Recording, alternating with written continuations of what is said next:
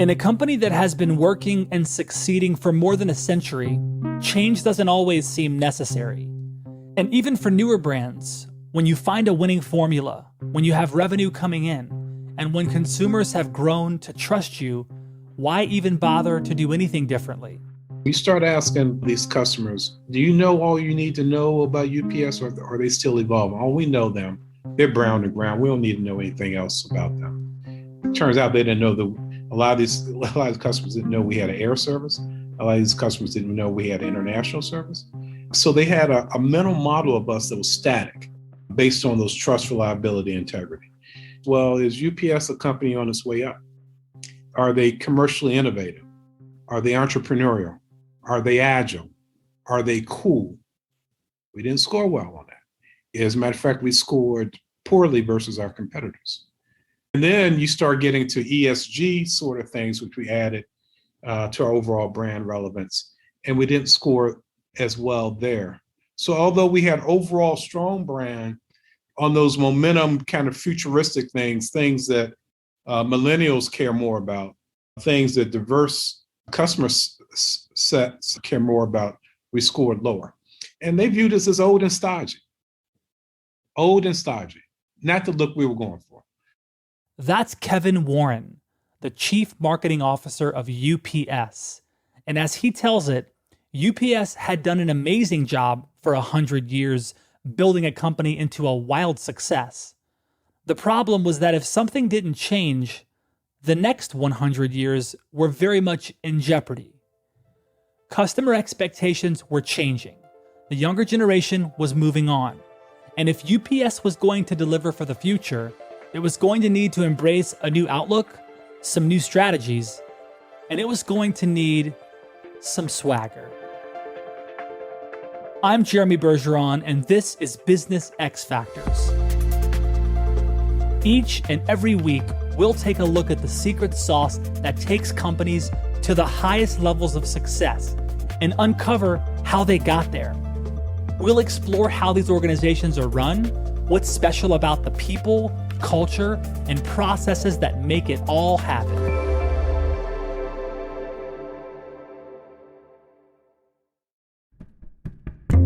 Prior to 2017, UPS had never made an outside hire for an executive role.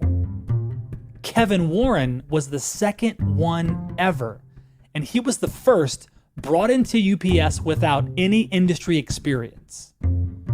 But just because Kevin had never worked in the shipping industry didn't mean he didn't have a lot to bring to the table. Kevin cut his teeth at Xerox, where he spent more than 30 years rising from intern all the way to the role of president of the commercial business group for Xerox Services. People don't stay at companies for 30 years anymore, and even Kevin was surprised that his journey turned into what it was. But when you find something good, you stick with it, right? Xerox in the 80s and 90s, and even a good part of the 2000s, was an amazing place to be. The culture was work hard, play hard, and remember the order. It was young, diverse, both gender and ethnicity. It was a meritocracy. So you literally had stacked rankings on performance, and you got paid on that, and you got promoted on that. And you got recognized. The top performers grew up kind of in a sales culture. You'd make this thing called President's Club, which is a trip that would take you to the fanciest hotel and an amazing destination, whether it was Hawaii or Italy or what have you, just 5-6 star. The people were just like creative and driven. I met my wife there. The best man at my wedding is still there. A godfather of one of my sons I worked for there. So it was just an incredible culture, and the people, it was dynamic. I fell in love with the company because I wasn't planning on staying there. I was just going to do an internship and then go to Wall Street, and I just couldn't leave. It was amazing. Look, in the 80s, 90s, and early 2000s, paper was a big business. Dunder Mifflin was probably in its heyday. But big business means big competition. And Xerox experienced plenty of threats to its market share. The Japanese entered the market in the 1980s, similar to what they did in the auto industry. And they started with the low price. We kind of would laugh, kind of cheap products. And next thing you know, they were getting better and better. And they were able to sell the products for better products for less money than it was costing us to make. And Xerox had to really go through a transformation and focus on quality and had multiple competitors. Every transformation needs a leader. And who do you think Xerox called to steer the ship? I established a reputation of being able to take over poor performing operations and turn them around. And that kind of drove me, and I built a formula of building together really good teams and setting high expectations and then delivering on. Kevin did well. And during his tenure in various executive roles from 2010 through 2014, Xerox earned around $20 billion in revenue every year. But the world was changing. And by 2016, revenue had fallen to just above $10 billion.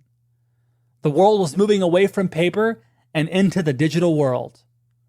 Xerox was slow to change, and everyone was moving on without them, including Kevin. After spending so many years at Xerox, that was something I obviously gave a lot of thought to as to where I wanted to go. And it was I was looking at really two paths. One was to run my own company. That would be kind of a smaller company, or to go to a larger company that's on a bigger scale and to impact change there. But then this opportunity for UPS came up, and I saw a terrific company and a great industry. So the industry was really important. Having come from Xerox, people don't copy and print anymore as much as they used to. Trying to drive revenue growth in an industry that's shrinking is very different than being in an industry that's growing. So it was a great industry, terrific brand, good values. The scale was $80 billion. It'll be 90, plus this year. In a great market, headquarters in Atlanta, terrific city. It had a diverse executive leadership team. So there were a lot of attractive attributes that UPS brought to the table that I thought would be a good fit. As attractive as it was, Kevin still had his reservations. After all, UPS had a long history of internal promotions. So why were they looking externally to fill a role as vital as Chief Marketing Officer? Normally when there are openings inside of corporations and they source from outside, that means there's a reason, that there's a lot of work to do. There's a heavy lift. Coming into this company, it was a huge challenge. Being the second executive ever from outside the company, coming into this it'll be 114 years old, with a strong culture of promote from inside was huge. And then also I was the first one coming from outside of the industry. And so learning the industry, learning the company, the culture, the scale, they didn't talk like me, they didn't dress like me, they didn't think like me. That was a challenge. Learning the business and transferring his experience over to UPS was something Kevin knew that he could do. Heck, that part would be a cakewalk. What was actually motivating him was something entirely different. He wanted to instill in UPS something that was definitely missing. Marketing wasn't really viewed as a destination point inside of UPS. It was like, okay, it was an additional cost, or it's just pricing. And if there was a tough quarter, that'd be the first place they go to cut. And it wasn't like attracting our best people, or we were sending, our best people, or people were knocking down the door saying they wanted to come work at UPS marketing. So, breathing life and some swagger into marketing, I saw was a major challenge, where we were going to transform it from being something that was overhead to a value driver for the company. A seat at the table that absolutely drives value. And that was really my main mandate. And I was committed to making sure we did that. So here's the deal. I spent a little bit of time getting to know Kevin, and this guy is dripping with swagger. Seriously a cool dude. Now, if you asked me about UPS prior to talking to Kevin, I'm not sure I would say the same thing. But the thing is, UPS actually has a really impressive track record of innovation. Founded in 1907 in a basement in Seattle, UPS actually started as a bicycle messenger service delivering telegraphs. From those humble beginnings, UPS has sprung into the business titan it is today. And over the years, it has developed a reputation within the industry for consistently being at the cutting edge.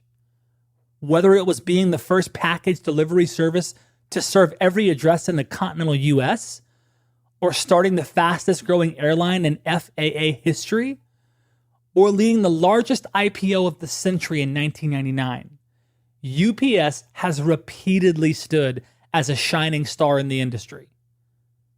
The problem? None of this creativity, out-of-the-box thinking, or industry prowess made it to the customer's doorstep. What consumers saw was very different. The company has a fantastic brand. As a matter of fact, when I came on board in 2018, we were ranked number 27 as far as global brands in the world. So I started from an area of strength. And what people love about UPS and still do, man, we can trust you. You guys are reliable. You have integrity. Brown and ground. What can Brown do for you? They love the driver, right? The driver is part of the extended family. So those brand attributes, they are not easy to get. There's a lot of high-flying technology companies that would die to have that level of trust and integrity brand attributes. So we check the box there on that. We call that consideration. So we didn't score as high as on momentum. So you start asking these customers, do you know all you need to know about UPS, or are they still evolving? Oh, we know them. They're brown and ground. We don't need to know anything else about them.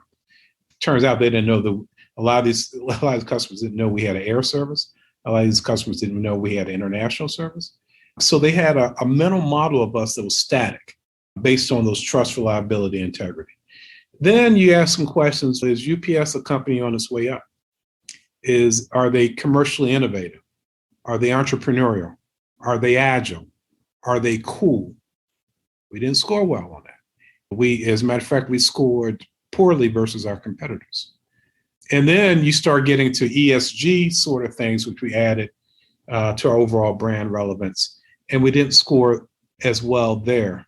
So although we had overall strong brand on those momentum kind of futuristic things that millennials care more about, things that diverse customer sets care more about, we scored lower. We did a ton of interviews. We got direct voice of the customer. And they viewed us as old and stodgy, not the look we were going for. So we needed to keep all of this trust, reliability, and integrity, but add some cool in the mix there so that as this e-commerce becomes, and the industry is changing more dynamically, they say, okay, we can trust UPS, but we also know they're on the way up. What kind of role does the right marketing strategy play into that transformation from the quiet giant to this well-recognized phenom around the world? It takes the lead role. That's the role of marketing. Now, having said that, you can't do it in a vacuum. You have to build coalitions inside the company. You have to be able to show successes. You have to be able to demonstrate voice of the customer feedback and how you're addressing it, and then show the results, and then scale it. And then you get the rest of the company on board, which is exactly what we had to do. After we did all these interviews with these SMB customers, and they told us, you guys are quiet, we see you as old and stodgy, we haven't heard from you, you're not as relevant to us. We kind of went through this exercise of picture us and several of our other competitors, I won't mention their names, at a bar. What would they be wearing? What would they be drinking?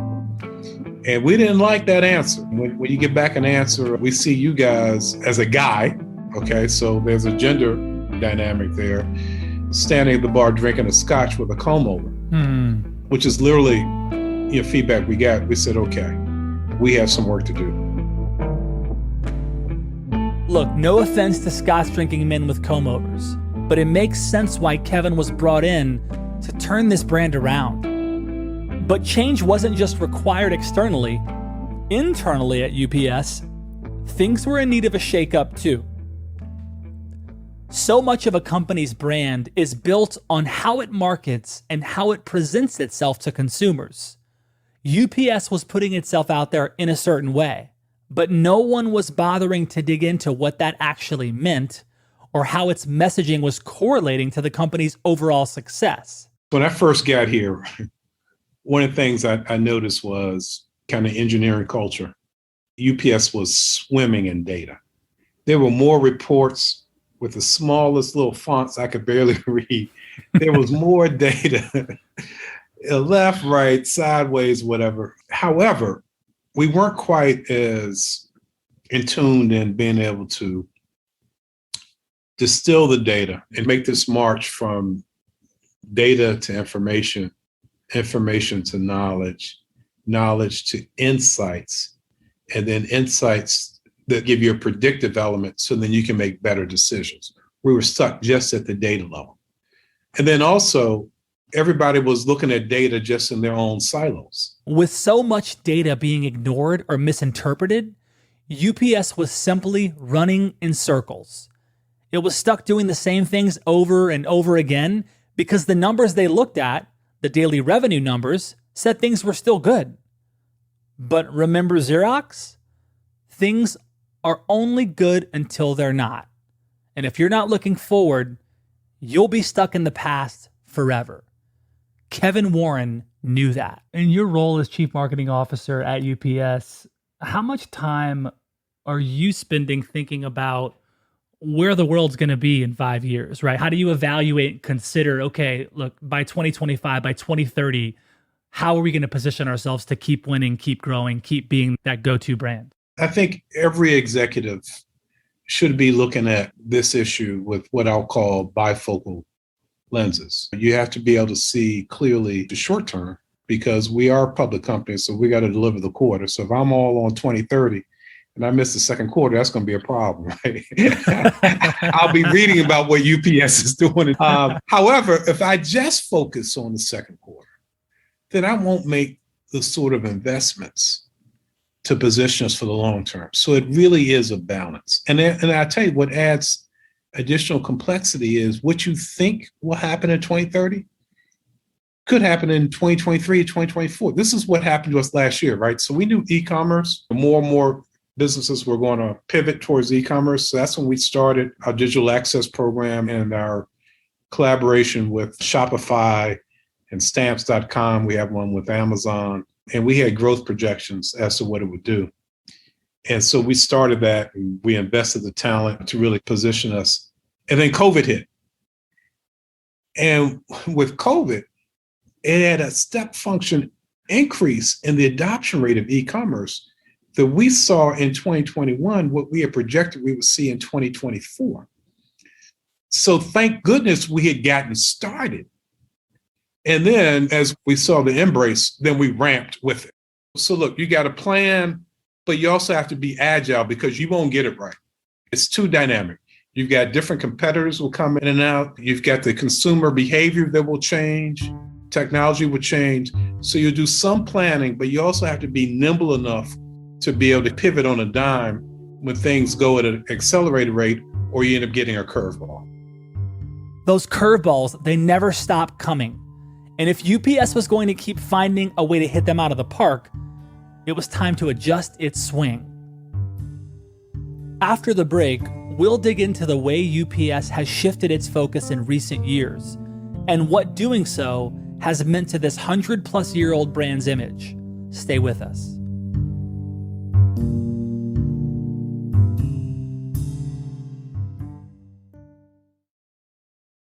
As Kevin adjusted to his role at UPS, he was simultaneously trying to bring the company along with him in this new direction.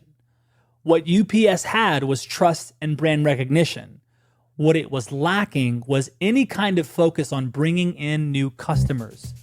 That's where Kevin wanted to start, because the data was showing him one collection of potential customers that could be the golden ticket to a very prosperous future. When you're really trying to get your products to market, it's not about how you sell, it's really about how the customer buys. So you have to be open to meeting your customers where they are. And UPS traditionally, like a lot of companies, grew up as only a direct sales force, focusing mainly on large customers, and did a terrific job there on that, share leader and all that stuff. But when we realized that SMBs, where we were losing share, and it's the most profitable segment in the market by multiple, they bought differently. And they were buying more and more on platforms and marketplaces and digitally.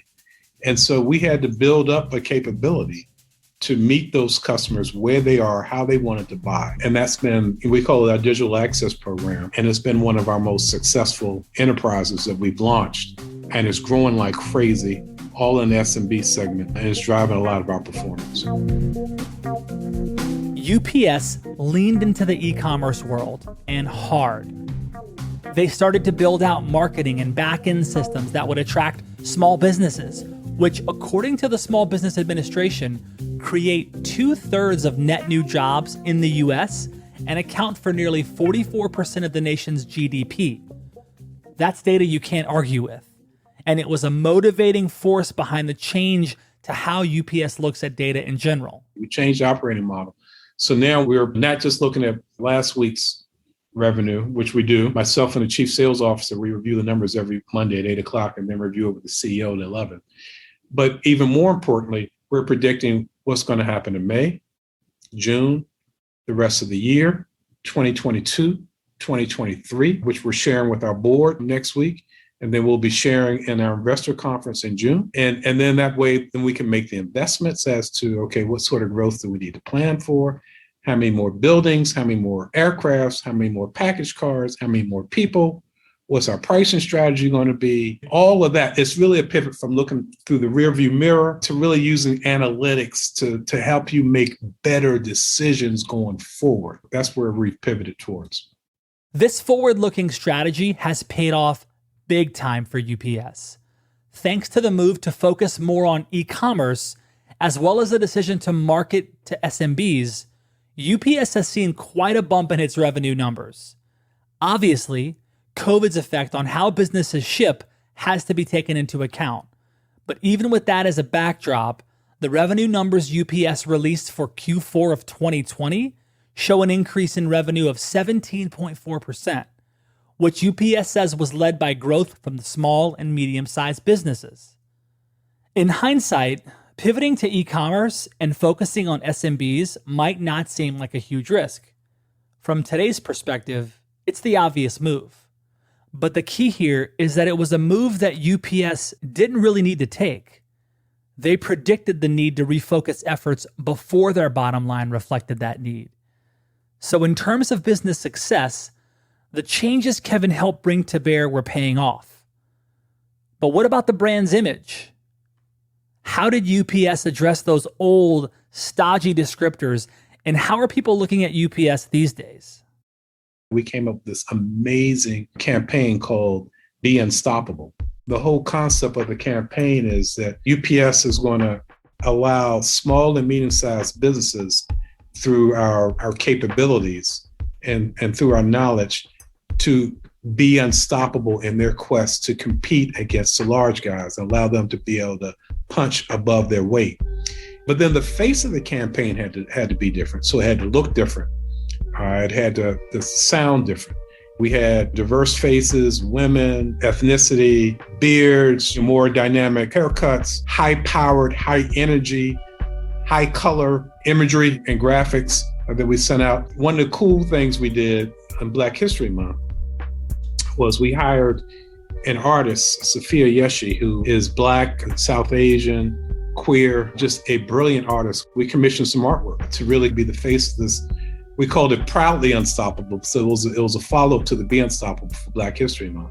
And she came with this amazing artwork that actually I'm gonna do a show and tell. So this was, I don't know if you can see that. All right, so you see diverse people holding hands, walking up. And this is on a UPS package. And we did the same thing on our envelopes. We had never done that before. So we used the real estate that we had. We sent out 600,000 of these and another couple 100,000 envelopes with this imagery to really literally change the face of UPS, to really have people kind of reset their mental model as to who we were. We rolled out our purpose statement in the fall of last year, in which we said, okay, we only want just a few words so everybody can remember them. We want words that when you hear it, it identifies UPS. So you can say, okay, that's UPS. It's not something that is not relatable, but also we wanted a little bit of aspiration in it as well. So the marketing team led the effort and worked with our communications team and then the rest of the ELT. And we landed on moving our world forward by delivering what matters. Moving our world forward by delivering what matters. And the forward piece was tied to this whole momentum thing I talked about. It's important for us from a branding standpoint. We're moving forward. It's our world, not the world. And then delivering, obviously we deliver. But then what matters, this was more nuanced, right? So you can feel it. We didn't say what matters to you. So it can be anything from some packages that are critical to you. It can mean delivering in the community. It can mean delivering sustainability initiatives. Our employees love it.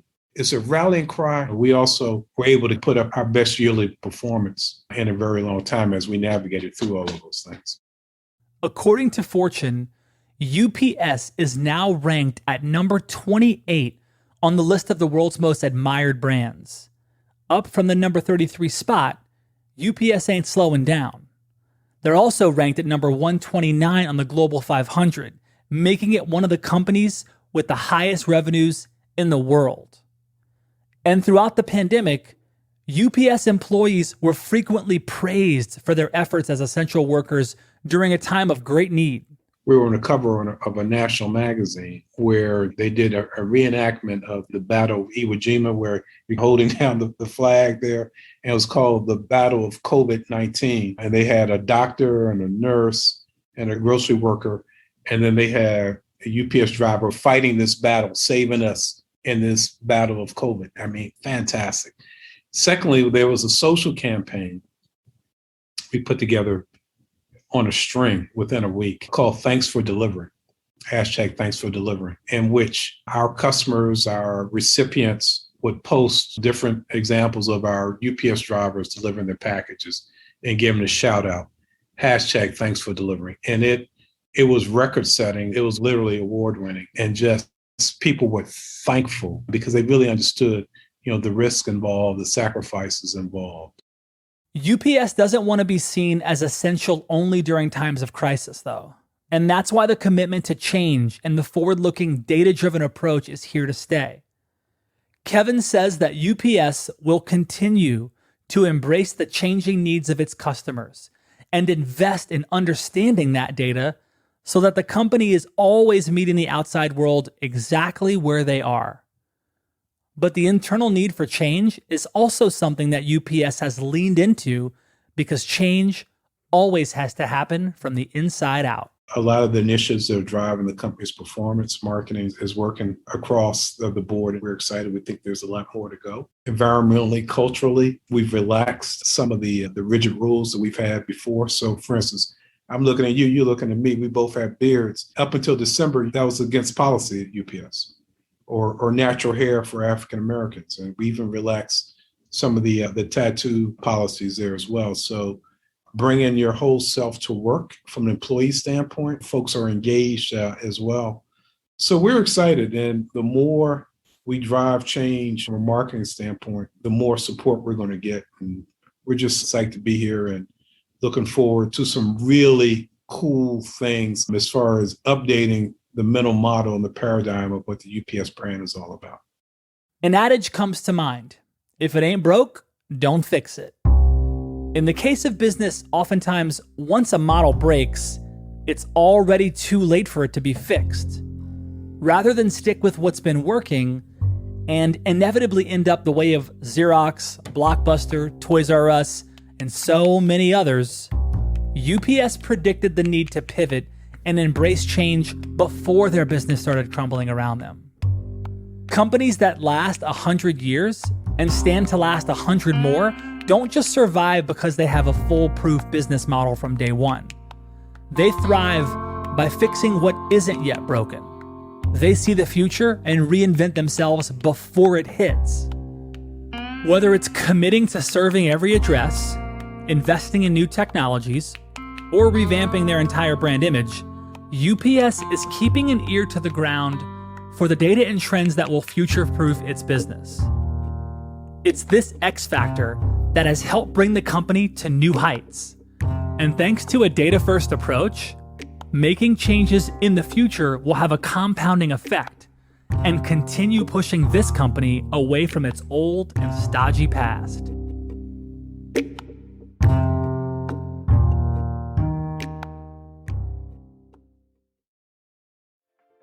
You've been listening to Business X Factors, brought to you by Highland. If you like this show, make sure you subscribe or follow on your favorite podcast app. We'd also be so grateful if you rated and reviewed us on Apple Podcasts. This helps ensure that more amazing listeners like you find us. Thanks for listening. I'm Jeremy Bergeron, and I'll catch you next time on Business X Factors.